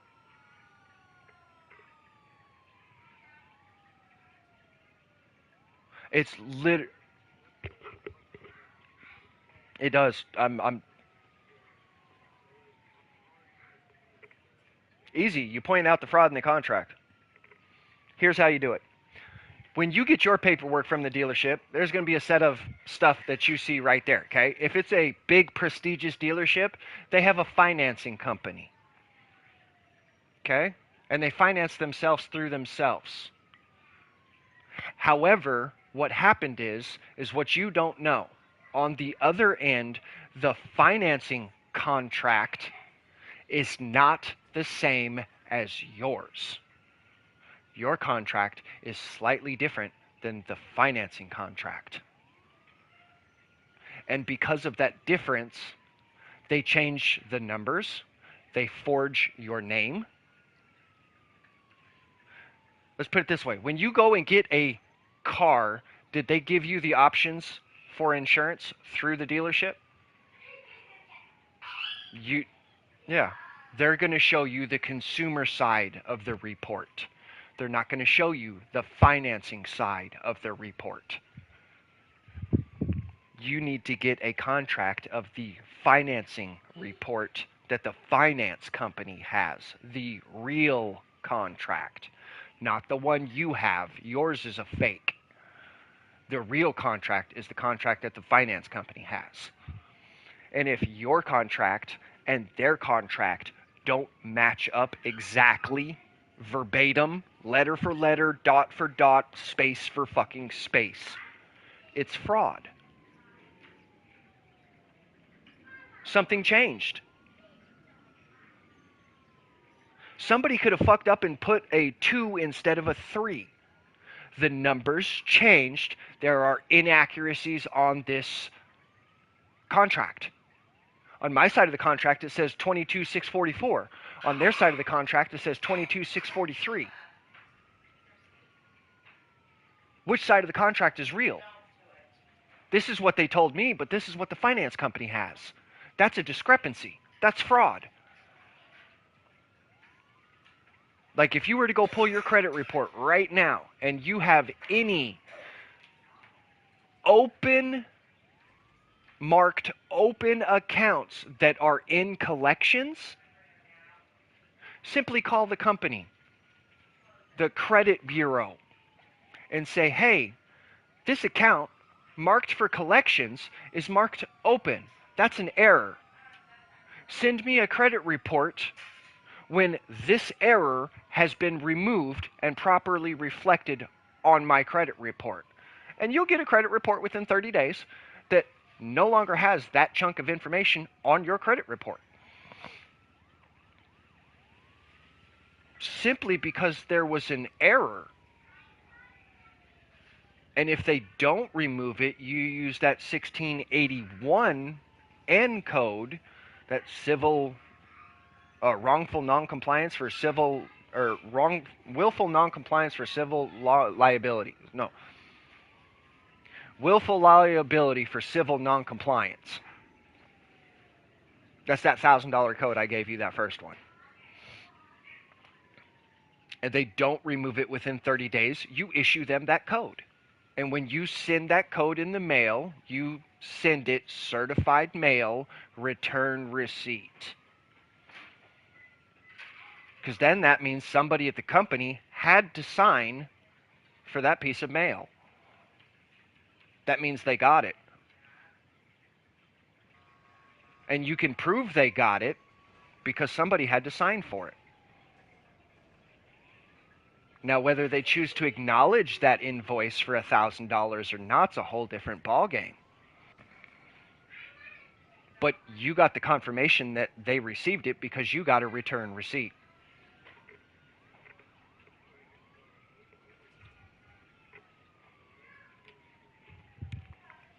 Because otherwise they can say you never sent it.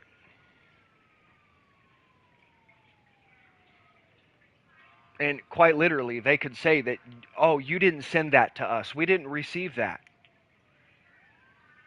Okay. Yeah.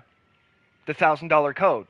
You could send, if you don't send it return receipt, they can go, we didn't get that. I don't know what you're talking about. And they could be looking at it. But if you send it return receipt, somebody has to sign for that. they can no longer state, I didn't receive it. Oh, you didn't receive it? Your company did. Matter of fact, the person that received it is named so and so. Do they still work at your company? And now they can't do anything because you have evidence that they have received that statement. So if it does, yeah. Uh, One of the gentlemen that I purchased a bill remittance package from, he's currently in active lawsuits. Bill remittance, it's a whole different rabbit hole to go down. But if you read House Joint Resolution 192, bill remittance, how are you going to pay a bill to a power company that you can't pay with money that's backed in nothing? Okay, bill remittance, it is. It's called legalese. And literally, that's what they speak in court. It's called legalese. It is a legal language. Like, I'm not making this one up. What they speak in court is called legalese.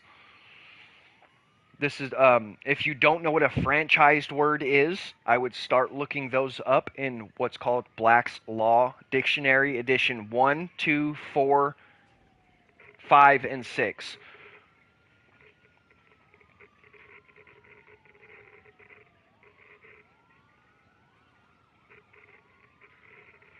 They're known as franchised words. It means it has double and triple meanings.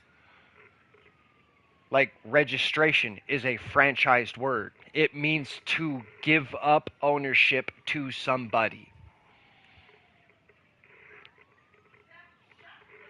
So every time you register your car, you don't own your car. The people you're registering the car to own the car. And this is going to sound retarded, but you don't have an original title of your car. You have a copy of a title. You don't have the original. You never did and you never will.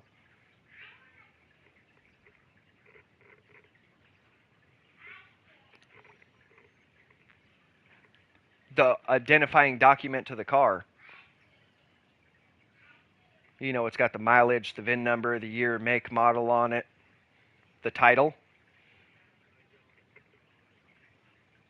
Okay. Well, think about it. You got kids? Not trying to be personal and not trying to get all up in your shit, but when you, okay, when you buy something from anywhere, like online, they have to give you a description of what it is, where it was made, what it's supposed to do. That's a title.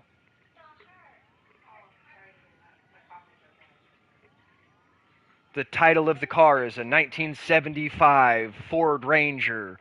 It's got 167,000 odometer miles. It was made in this state. It's description of what, when, where, and why of that vehicle.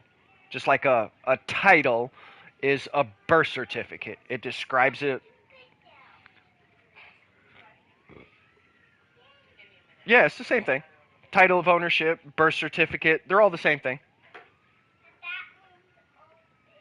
Because there is no difference between a title and a birth certificate.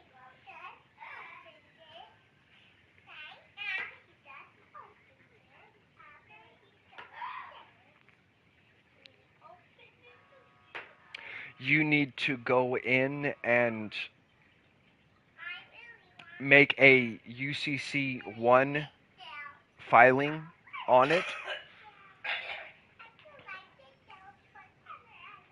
A Uniform Code of Commercial Commerce financing statement. It's a UCC 1 statement. You are recording that that vehicle is yours. Because if you register the vehicle, you're registering that that vehicle belongs to somebody else. The person you registered it to. Okay? You have to file a UCC 1 statement stating that that piece of consumer goods is yours. You're recording that, hey, I own this piece of equipment. And you record the VIN number.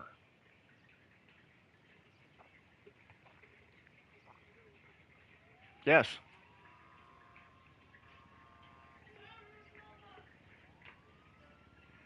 No, you don't own shit. You belong to somebody else.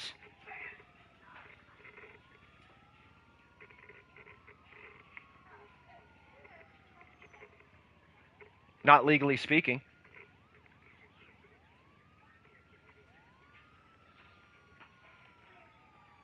The company you bought it from.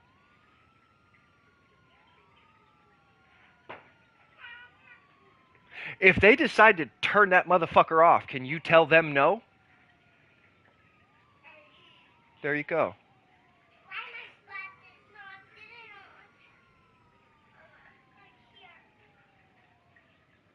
It's the same concept. Do you own the intellectual properties to that PlayStation? No. Exactly. You don't own it. You have physical control of it. You have what's called an equitable interest, but you don't own that piece of information or that piece. Because at any point in time, PlayStation could negate that entire PlayStation.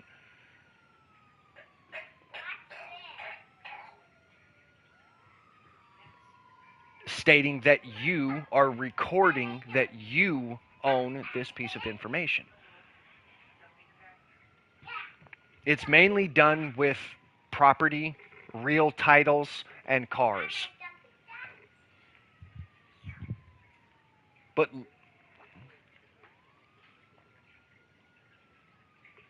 all the UCC1 financing statement is all you're stating is I made this transaction. So if you go and get a car and you want that car to be known as yours, when you get that car, you go do a UCC1 financing statement on the car. And you place a lien against the car from you. Because then if anybody tries to take that car and sell that car, you can let them know that there is a lien placed on that VIN number and that that car is yours. And if they decide to take any further action on this car, they would be responsible for the lien placed on the car. And if you have, I don't know, let's say $1 million promissory note lien on your car, ain't nobody going to touch that car.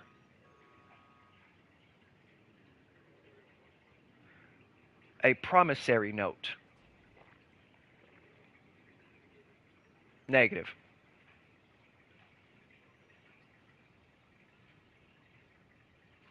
A prime example, okay? Say somebody's going to court, and somebody that has got the ability to make a promissory note comes into the court and puts a promissory note on your traffic ticket. Okay?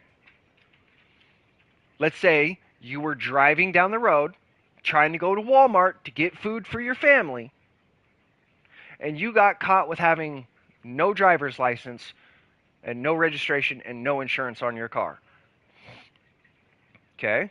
They're going to take you and say, you don't have a driver's license, you're going to jail, you can't do that. Well, your friend comes in and puts a promissory note on record. And then when you go to court, you tell them that you have a promissory note on file. And as soon as the district attorney understands what you stated, by the time you go to make the third statement, she's going to cut you off. He or she is going to cut you off completely. You tell them where the promissory note is located. They say, okay, well, he had a 60-day suspended sentence. He served 60 days, but we're going to give him credit of 59 days served, we're not going to do anything else with this man's ticket. Well, if your friend has a promissory note put down on you and the court gave you credit for those 59 days served in jail, those 59 days served in jail have to be equivalent to whatever the promissory note is. And if your promissory note's $300 million, the judge is now responsible, or the district attorney is now responsible for fulfilling that contract. Or they have to back away from the case. I know a couple people have done this. They have to pay up or leave you the fuck alone. And there are certain scenarios that, since you stated you were not an American U.S. citizen and that you were born outside country, you would easily be able to obtain foreign diplomat status. Foreign diplomat status? Well, you're a foreigner, aren't you? Foreign diplomat status has immunity.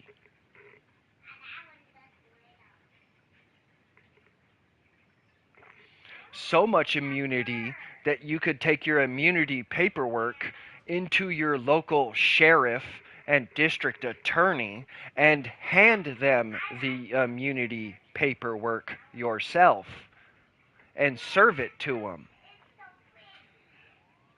And by you giving them the immunity paperwork, you have now told them that you have diplomatic immunity and that you are not to be pulled over and you are not to be detained. Because if they pull you over and detain you, they will be responsible for the promissory note written for that foreign diplomat.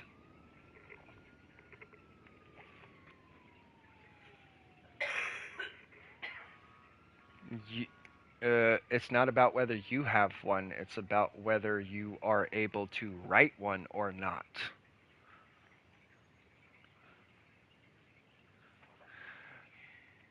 I would start looking down to what is called your straw man and start going down that rabbit hole. It's a big rabbit hole. I put it this way. On all your governmental paperwork, your name is in all caps.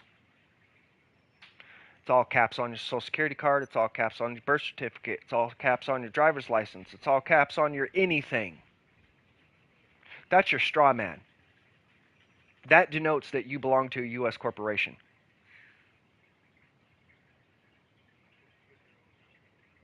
It's a legal fiction. It's what's called an enligis. E-N-S-L-E-G-I-S. 2 words.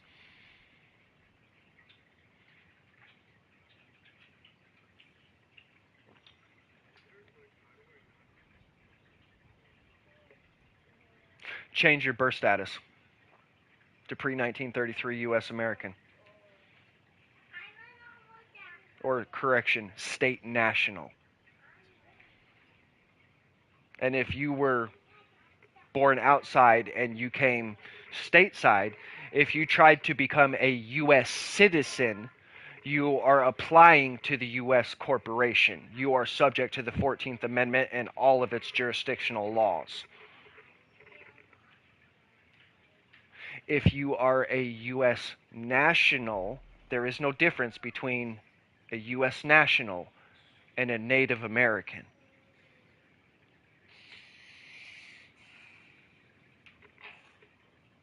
They are sovereigns of the land. George Washington was a sovereign. He was claiming sovereignty from the British Crown.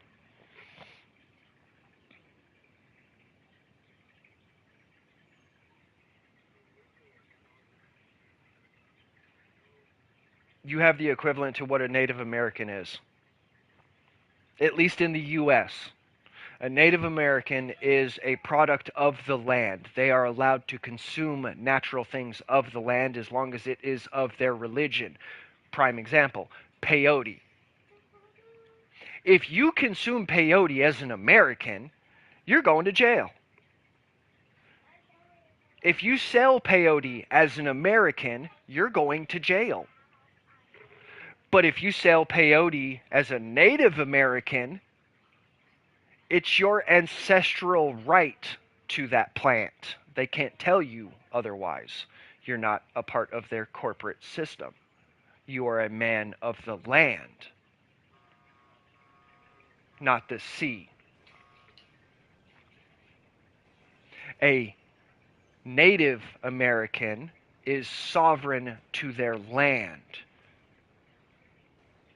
They belong to a tribe.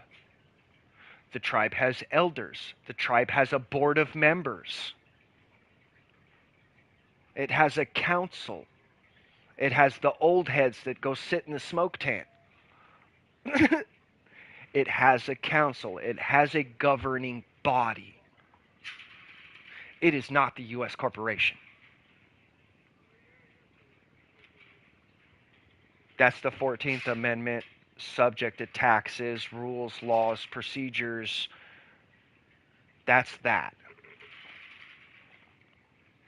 And if you were to go look up the 14th Amendment and cross-reference some of the words in the 14th Amendment with a Black's Law dictionary, because this is what they use to teach lawyers, they refer to Black's Law dictionary for law.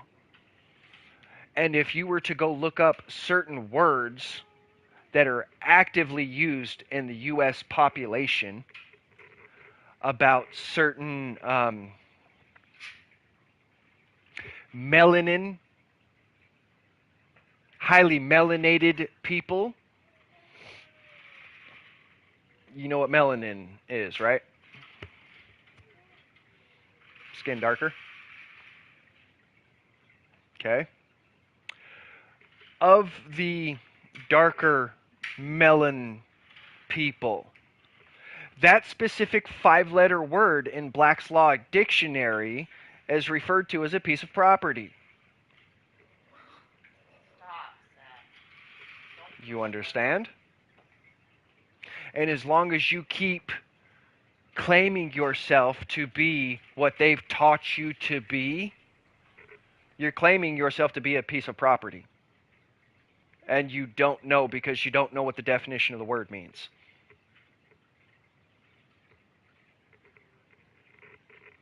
A whole lot of them. Go and this. Hold on. I'm going to get off stream for this one. Hold on. I'm going to get off stream for this one because the next set of conversations, I guarantee, would get me fucking banned.